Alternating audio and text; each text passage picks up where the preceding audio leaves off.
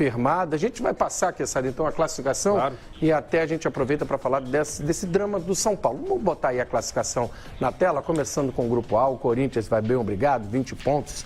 Está garantido, o Ituano tem ali 17 pontos na briga com o Bragantino para pegar a segunda colocação. O Linense é uma lanterna com apenas 9. E tentando fugir do rebaixamento. O Linense brigando para não cair, né, Quezada? Isso. Olha aí, Quezada, a situação. São Paulo, 14, São Caetano, 14, Ponte Preta, 11. Esses 11 pontos já computados do empate que contra o a Ponte Preta, nesse momento, está jogando contra o Red Bull e está indo a 11.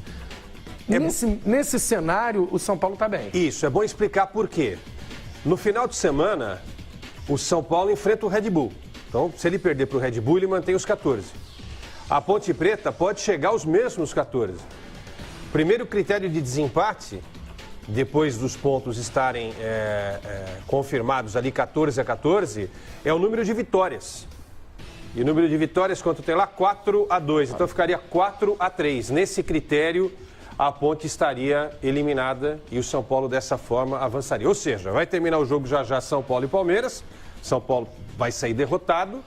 Se empatar o jogo da Ponte Preta, o São Paulo está garantido nas quartas de final do Campeonato Paulista. Ou seja, mais pela Ponte Preta do que pela força dele para chegar a essa classificação. Realmente pouco para essa trajetória são paulina no início de 2018. Olha, o jogo da Ponte Preta está no primeiro tempo ainda contra o Red Bull. E se a Ponte Preta vencer, aí complica a vida do São Paulo, porque aí ela vai continuar com chances. O São Paulo vai ficar só com um ponto à frente da Ponte Preta, então o São Paulo vai para a última rodada, vivendo um drama caso a Macaca vença. Vamos continuar com a classificação?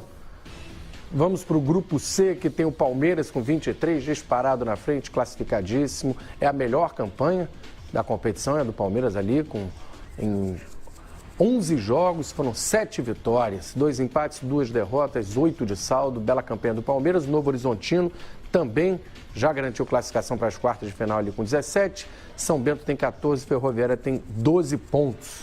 Vamos para o grupo D.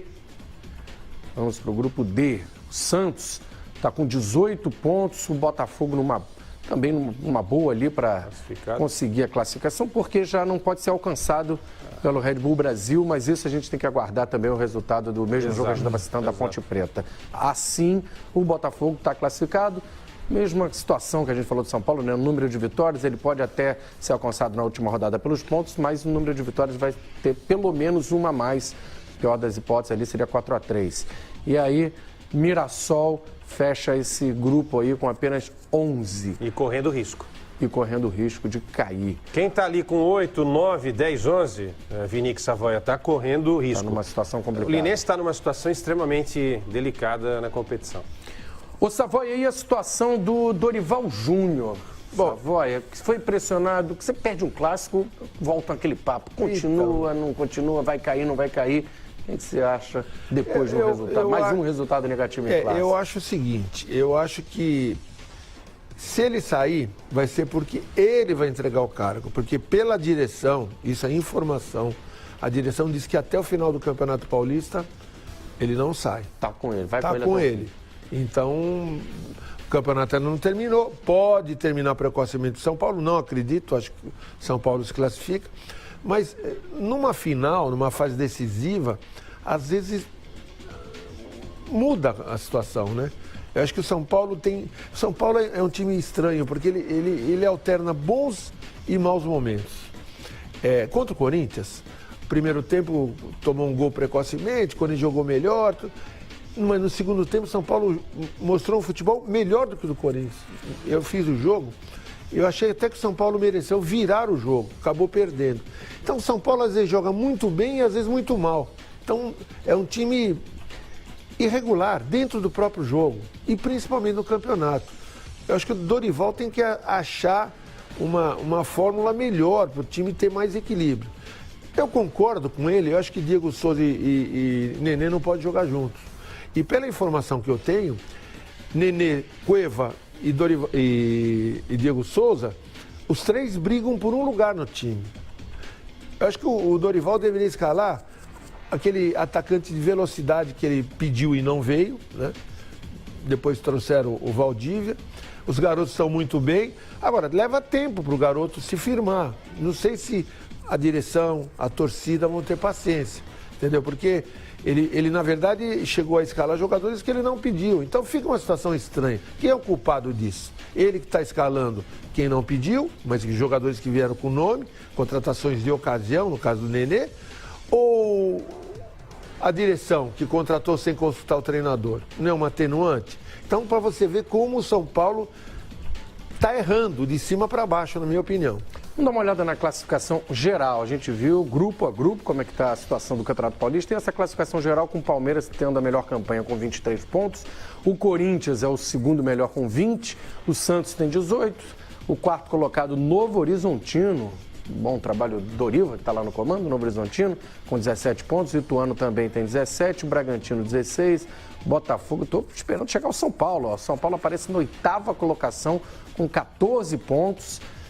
Apesar da derrota, pode até ser normal, né? Perder para o Palmeiras no Allianz Parque, mas a gente olhando a tabela de classificação, na 8ª posição, São Paulo é muito pouco para um clube como São Paulo. São Caetano também tem 14, assim como São Bento. Todo mundo ali com 14 pontos. Red Bull Brasil tem 13, Ferroviária 12, Mirassol 11, Ponte Preta 11, aí a turma que está correndo risco. Linense tem 9, o Santo André, o Lanterna com 8 pontos. Vini, que dá para voltar à página primeira Vamos ali? lá na página... É. Os 10 primeiros. Me ajuda aí, porque são tantos grupos. O São Caetano está no grupo de São Paulo, né? Exato. Ele tem os mesmos 14 pontos do São Paulo, perfeito? Perfeito. Ele pode se classificar entrando como 9º colocado. É isso que eu digo que o campeonato é esdrúxulo. É esdrúxulo. Não é esdrúxulo, é esdrúxulo. Porque assim, primeiro, você não coloca todo mundo para jogar contra todo mundo. Já não tem ida e volta. Dentro do grupo não se enfrenta. Só vai se enfrentar na próxima etapa, mas 2 caem, então se enfrentam primeiro e segundo colocados. E aí você faz... Quem inventou esse negócio de colocar agora na tela matou a charada. Você faz a classificação geral e tem time que está na 9ª colocação, que pode entrar como segundo de um grupo, mas com menos pontos do que o 3º colocado de outro. Não é tão justo, né? Ah, gente, por favor, né? Quando eu fazia campeonato de botão lá na Zona Leste de São Paulo, não tinha essas coisas, não. Não tinha. Essas coisas, realmente, eu estou batendo nisso porque é um absurdo. Eu acho um absurdo um time que fez mais pontos do que outro ser eliminado porque não pode entrar 3 no mesmo grupo. Um absurdo, isso é um absurdo. Já não é novidade. Melhores, então, essa crítica já é uma crítica de tempos aí, porque repete-se nos últimos anos esse formato do campeonato. Que os clubes aprovam, né, quem sabe? Então, orelhada para todo mundo aí, né? Agora, não é porque não aprova que a gente também não vai criticar aqui, mas você tem razão. Aprovou, aí também não pode chorar. E a Ponte Preta, Savoy, está numa situação que pode subir, que pode descer, tudo pode acontecer com a Macaca aí nessa reta final. A Ponte já vem de um ano ruim no ano passado, né? Caiu para a Série B do Brasileiro, é um time que tem camisa, que tem estrutura, que tem tudo para fazer campanhas melhores e não está conseguindo decolar. Então não dá para entender a Ponte Preta, é um time que está devendo, essa é a grande verdade, está devendo.